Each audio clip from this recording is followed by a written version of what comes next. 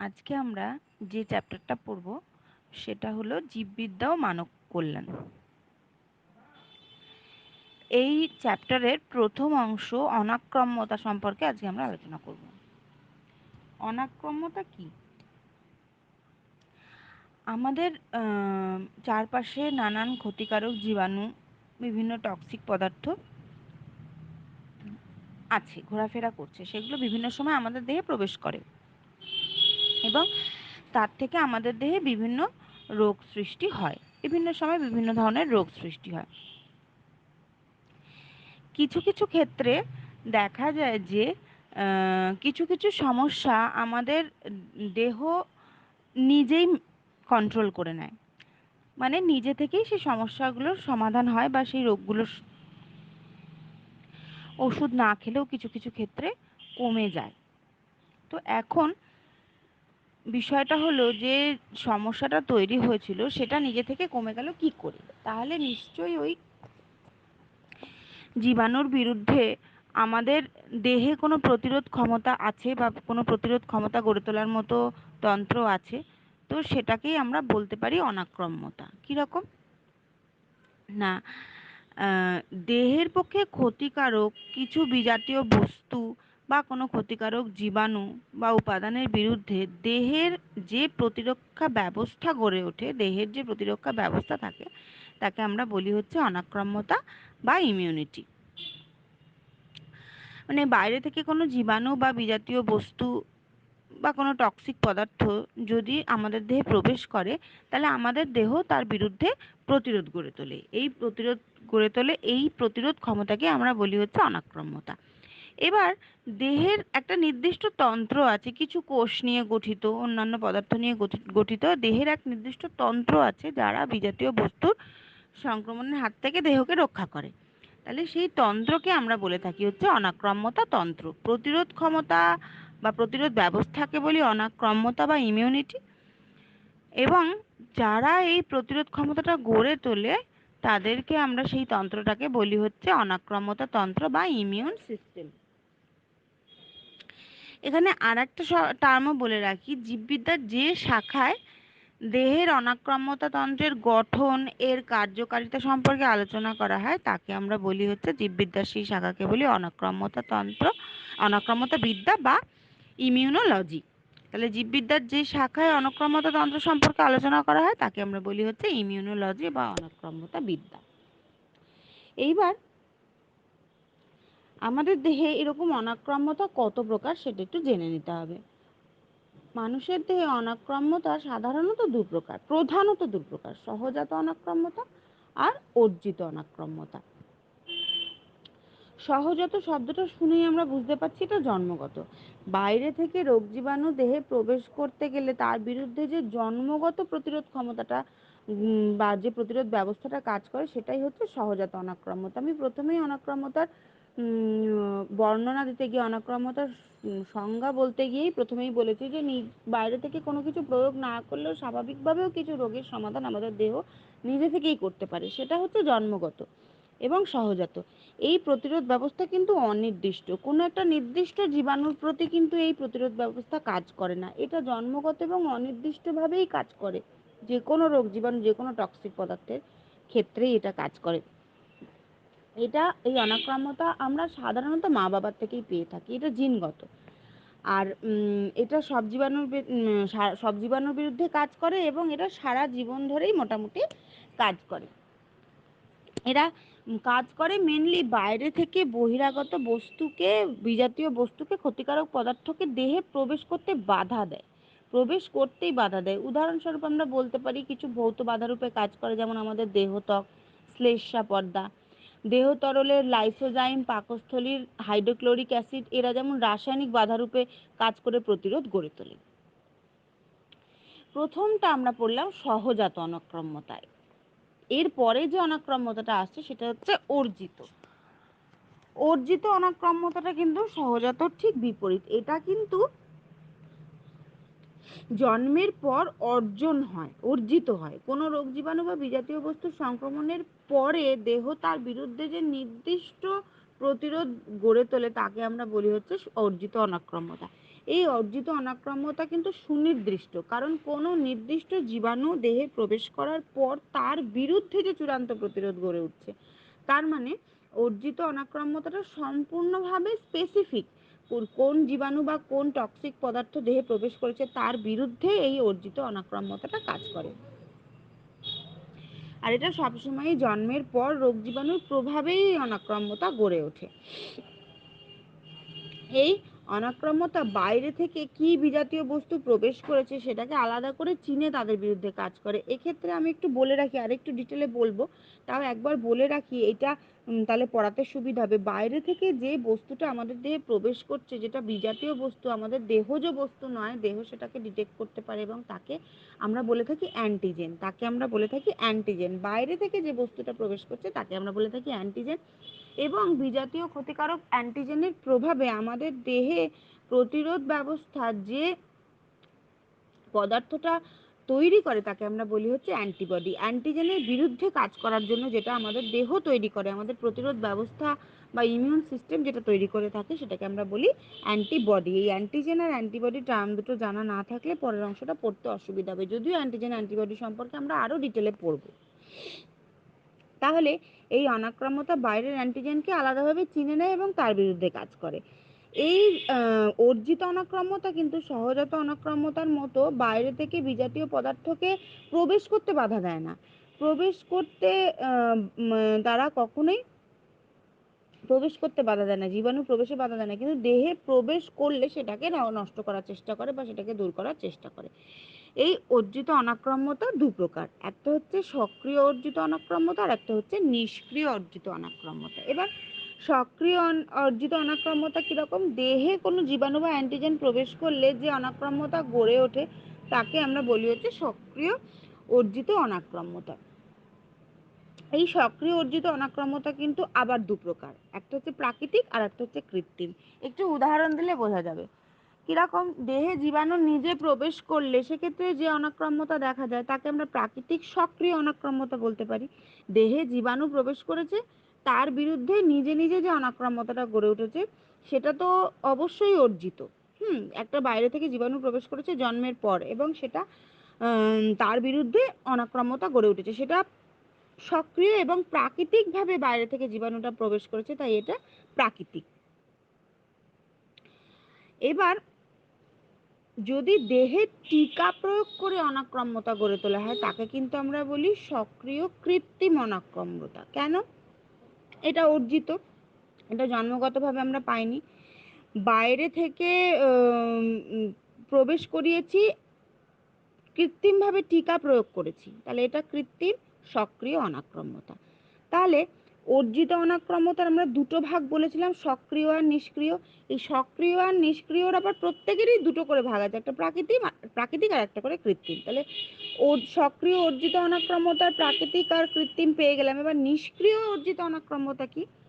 বাইরে থেকে দেহে যদি অ্যান্টিবডি প্রবেশ করায় তাহলে যে অনাক্রাম্যতা গড়ে ওঠে তাকে আমরা বলি হচ্ছে নিষ্ক্রিয় অর্জিত অনাক্রাম্যতা। আমরা সক্রিয়তে কি দেখেছিলাম? অ্যান্টিজেন প্রবেশ করছে, তার বিরুদ্ধে দেহ আমাদের নিজে থেকে অ্যান্টিবডি তৈরি করে নিচ্ছে। আর নিষ্ক্রিয় কি? আমরা অ্যান্টিবডি প্রবেশ করাচ্ছি। অ্যান্টিবডি প্রবেশ করালে যেটা হচ্ছে তাহলে সেটা হচ্ছে নিষ্ক্রিয়। উদাহরণ দিই, প্রাকৃতিকভাবে অ্যান্টিবডি যদি দেহে প্রবেশ করে তাহলে সেটা কিন্তু প্রাকৃতিক নিষ্ক্রিয় অনাক্রাম্যতা। কিভাবে প্রাকৃতিকভাবে অ্যান্টিবডি আমাদের দেহে প্রবেশ করতে পারে? মাতৃদুগ্ধ থেকে প্রবেশ করতে পারে। মায়ের দুধ যখন সন্তান পান করে সেখানে কিন্তু অ্যান্টিবডি থাকে। এছাড়া ভ্রূণ যখন মাতৃদেহে থাকে তখন কিন্তু অমরা নামক এক কলাস্তর দিয়ে ভ্রূণ মাতৃদেহের সঙ্গে সংযুক্ত থাকে এবং এই অমরার মারফতই কিন্তু মায়ের দেহ থেকে ভ্রূণের দেহে প্রয়োজনীয় জিনিসগুলো ট্রান্সফার্ড হয়। এবার সেই অমরার মারফতও কিন্তু ভ্রূণে মাতৃদেহ থেকে অ্যান্টিবডি প্রবেশ করতে পারে। তাহলে এটা গেল প্রাকৃতিক নিষ্ক্রিয়। আর কি হবে? যদি আমরা বাইরে থেকে আলাদা করে অ্যান্টিবডি মানুষের দেহে প্রবেশ করাই তাহলে সেটা হবে কৃত্রিম নিষ্ক্রিয়। তার উদাহরণ হচ্ছে অ্যান্টিটেটানাস সিরাম। এটিএস টিকাতে ঘোড়ার দেহে তৈরি অ্যান্টিবডি মানুষের দেহে প্রবেশ করানো হয়। না, যদি এই জায়গাটা গুলিয়ে যায় অর্জিত অনাক্রম্যতাটা, তাহলে আমি আর একবার বলে দিই, অর্জিত অনাক্রম্যতাটা সবসময় জন্মের পরে সুনির্দিষ্টভাবে অর্জন হয়। সেই অর্জিতটা কীরকম? দু রকম, সক্রিয় আর নিষ্ক্রিয়। সক্রিয় কি? যখন বাইরে থেকে অ্যান্টিজেন দেহে প্রবেশ করছে সেটা সক্রিয় অর্জিত। আর নিষ্ক্রিয় অর্জিত কোনটা? বাইরে থেকে যখন অ্যান্টিবডি প্রবেশ করছে দেহে তখন সেটা হচ্ছে নিষ্ক্রিয় অর্জিত। এবার সক্রিয় অর্জিত এবং নিষ্ক্রিয় অর্জিত দুজনেরই দুটো করে ভাগ আছে, একটা হচ্ছে প্রাকৃতিক আর একটা হচ্ছে কৃত্রিম। কেন না, যদি প্রাকৃতিকভাবে অ্যান্টিজেন দেহে প্রবেশ করে তাহলে সেটা হচ্ছে সক্রিয় অর্জিত প্রাকৃতিক, আর যদি কৃত্রিমভাবে অ্যান্টিজেন দেহে প্রবেশ করানো হয় তাহলে সেটা হচ্ছে কৃত্রিম সক্রিয় অর্জিত। আর নিষ্ক্রিয় ক্ষেত্রেও সেরকম দুরকম, একটা প্রাকৃতিক একটা কৃত্রিম। যদি প্রাকৃতিকভাবে দেহে অ্যান্টিবডি প্রবেশ করে মাতৃদুগ্ধ থেকে বা অমরা থেকে তাহলে সেটা হচ্ছে প্রাকৃতিক নিষ্ক্রিয়। আর কৃত্রিম নিষ্ক্রিয় কি? যদি বাইরে থেকে অ্যান্টিবডি কৃত্রিমভাবে প্রবেশ করানো হয় তাহলে সেটা হচ্ছে কৃত্রিম নিষ্ক্রিয়। এবার আমরা অনাক্রম্যতা সংক্রান্ত অ্যান্টিজেন আর অ্যান্টিবডি সম্পর্কে একটু জেনে নেব।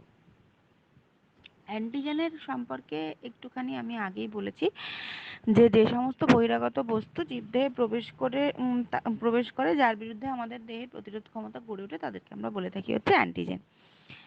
এই সমস্ত বহিরাগত বস্তু জীবদেহে প্রবেশ করে যখন, তখন দেহের অনাক্রম্যতা তন্ত্র উদ্বুদ্ধ হয়, অ্যাক্টিভেট হয় এবং প্রতিরোধ ব্যবস্থাকে সক্রিয় করে হচ্ছে এই সমস্ত অ্যান্টিজেন, যার ফলে প্রতিরোধক তন্ত্র থেকে অ্যান্টিবডি উৎপন্ন হতে পারে। অ্যান্টিবডিকে ইমিউনোজেনও বলা হয়ে থাকে। তাহলে বহিরাগত যে সমস্ত বস্তু জীবদেহে প্রবেশ করলে অনাক্রম্যতা তন্ত্র উদ্বুদ্ধ হয় এবং প্রতিরোধ ব্যবস্থা সক্রিয় হয় তাদেরকে আমরা বলে থাকি হচ্ছে অ্যান্টিজেন বা ইমিউনোজেন। এই অ্যান্টিজেন সাধারণত প্রোটিন জাতীয় উপাদান, তাছাড়া শর্করা বা লিপিডও হতে পারে। আচ্ছা, অ্যান্টিজেনের যে অংশ অ্যান্টিবডির সঙ্গে সংযুক্ত হয়ে অ্যান্টিজেন অ্যান্টিবডি বিক্রিয়া ঘটাতে সাহায্য করে সেই অংশকে বলা হচ্ছে এপিটোপ। সেই অংশকে বলে এপিটোপ। অ্যান্টিজেন কিন্তু দু ধরনের হতে পারে, একটা হচ্ছে এক্সোজেনাস অ্যান্টিজেন আর একটা হচ্ছে এন্ডোজেনাস অ্যান্টিজেন। কীরকম?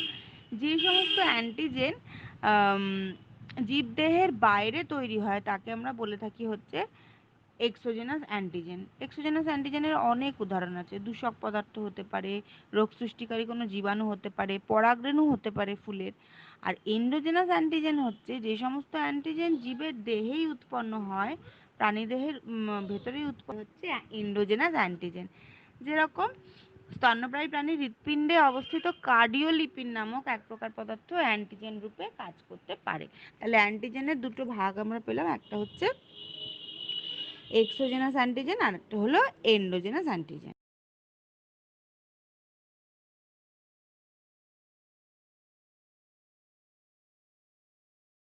এবার আমরা অ্যান্টিবডি সম্পর্কে একটু জেনে নেব।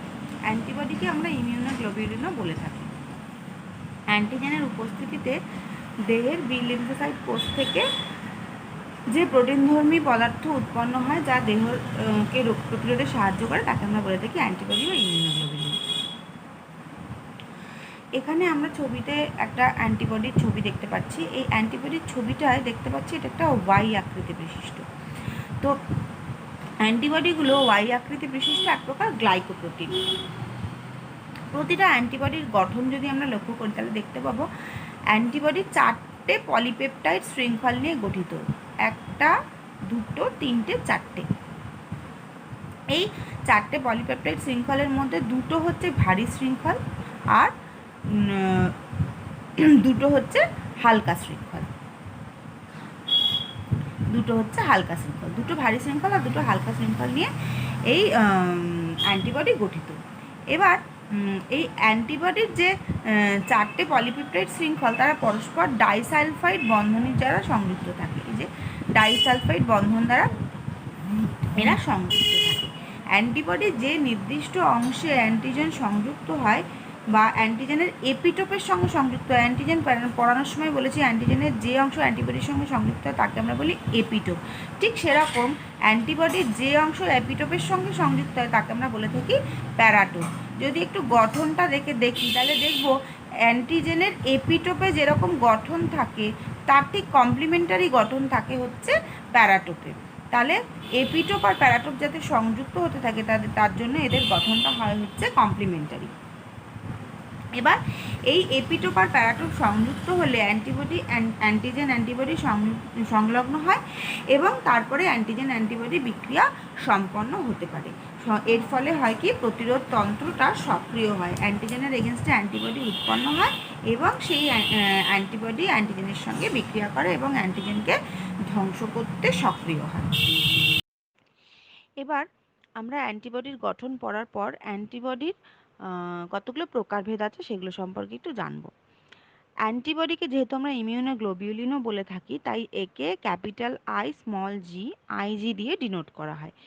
তো এই অ্যান্টিবডির কতগুলো প্রকারভেদ আছে সেই প্রকারভেদগুলো আমি বলি।